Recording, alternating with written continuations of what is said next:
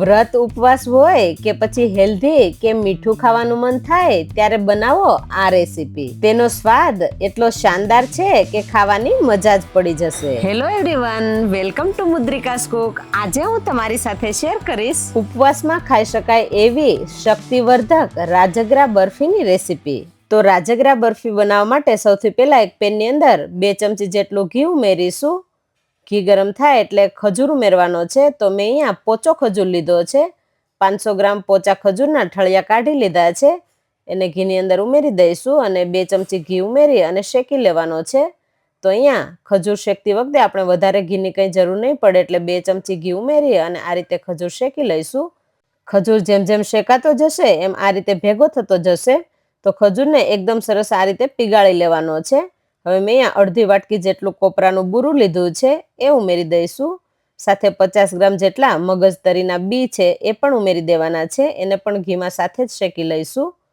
તો અહીંયા ખજૂર સાથે બંને વસ્તુને શેકી લેવાની છે. મગજતરીના બીને ઘીમાં શેકવાથી એનો ક્રંચ એકદમ સરસ આવે છે અને શેકતી વખતે આપણે ગેસની ફ્લેમ ધીમી રાખવાની છે. હવે મેં અહીંયા 200 ગ્રામ જેટલી રાજગરાની ધાણી લીધી છે એ ઉમેરી દઈશું અને મિક્સ કરી લઈશું. અહીંયા આપણે ખજૂર સારી ક્વોલિટીનો લેવાનો છે. એકદમ પોચો હશે તો બધું એકદમ સરસ મિક્સ થઈ જશે. હવે બધી વસ્તુ બરાબર મિક્સ થઈ જાય પછી 150 ગ્રામ ગોળની અંદર 1 મોટી ચમચી મેં ઘી ઉમેરેલું છે. હવે બંને વસ્તુને મિક્સ કરી અને ગોળની પાઈ લઈ લઈશું. ગોળ બરાબર પીગળી જાય ત્યાં સુધી આપણે હલાવતા રહીશું. ગેસની ફ્લેમ ધીમી રાખવાની છે. તો અહીંયા એકદમ સરસ ગોળ અને ઘી મિક્સ થઈ ગયા છે અને ગોળ બરાબર પીગળી ગયો છે.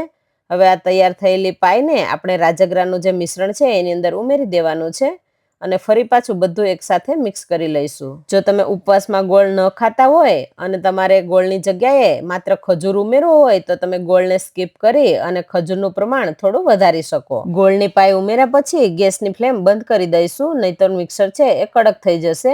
તરત જ આપણે બધું બરાબર મિક્સ કરી લેવાનું છે. તો અહીંયા બધું બરાબર મિક્સ થઈ ગયું છે અને ગોળી વળે એ રીતનું મિક્સર થઈ ગયું છે.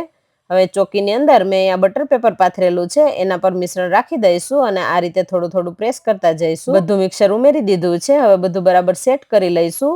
ઉપરથી પિસ્તા અને બદામની કતરંજથી ગાર્નિશ કરી લઈશું. કતરંજ ઉમેર્યા પછી ફરી પાછું હાથેથી આ રીતે પ્રેસ કરી દઈશું એટલે બધું બરાબર સેટ થઈ જાય. હવે 15 થી 20 મિનિટ માટે સેટ થવા દઈશું. ત્યાર પછી આપણે કાપા પાડવાના છે. તો અહીંયા તમારે જે સાઈઝની બરફી બનાવી હોય એ સાઈઝની બરફીના કાપા પાડી લેવાના છે. તો અહીંયા આ રીતે કાપા પાડી લીધા છે. તો અહીંયા બરફી એકદમ ઠંડી થઈ ગઈ છે અને સેટ પણ થઈ ગઈ છે. આ રીતે પીસ કરી લીધા છે. તો ખાવામાં પૌષ્ટિક અને ટેસ્ટી વ્રત સ્પેશિયલ રાજગરા બરફી બનીને તૈયાર થઈ ગઈ છે. વ્રત ઉપવાસ હોય કે રોજની ભાગદોડ, બહારની મીઠાઈઓ લાવવા કરતા ઘરે જ શુદ્ધ અને પૌષ્ટિક ચીજોથી આ બરફી જરૂરથી બનાવજો.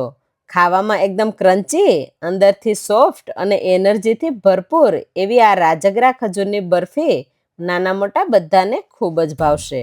તમને અમારી આ રેસીપી પસંદ આવી હોય તો વિડીયોને લાઈક કરજો, શેર કરજો અને આવી નવી નવી રેસીપી જોવા માટે અમારી ચેનલ મુદ્રિકાસ કુકને સબસ્ક્રાઇબ કરવાનું ના ભૂલતા. Thank you.